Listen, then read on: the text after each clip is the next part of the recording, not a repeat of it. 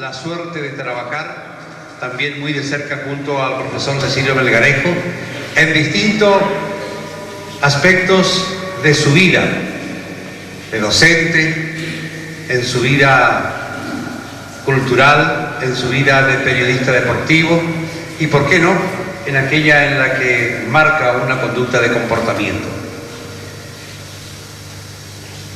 Club Atlético 3 de Febrero, Estadio Coronel Antonio Gómez Alubi, homenaje a Cecilio Melgarejo, con la denominación Sala Profesor Cecilio Melgarejo, a esta sala de prensa del monumental estadio.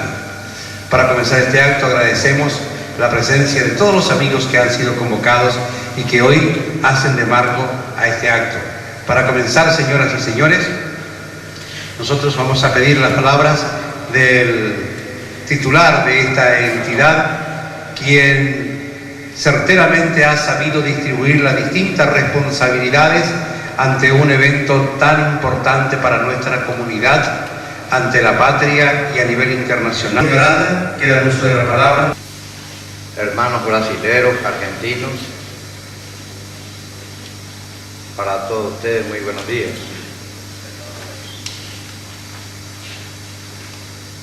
Hoy estamos reunidos en este salón de prensa en donde hemos pasado muchos sacrificios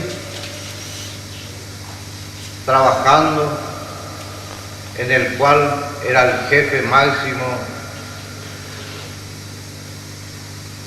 jefe de prensa nombrado por la COL, nuestro gran amigo, mi compadre, gran periodista Cecilio Melgarejo, desaparecido justamente en ese inmenso laburo de prensa de la Copa América Paraguay 99. Por motivos muy especiales hoy no pudo estar con nosotros. Voy a hacer uso de la palabra destacando simplemente dos aspectos del deporte. Uno, de que habíamos pregonado antes de la construcción de este estadio y antes del inicio de la Copa América, de que este estadio iba a ser un templo del deporte, una catedral deportiva, y de que iba a marcar una nueva etapa y punto de encuentro en todos. Melgarejo, el presidente de la Comisión Permanente de Cultura, Turismo, Deportes y Educación, José Garay, el presidente de la Junta Municipal de Niño Guazú, todos ellos.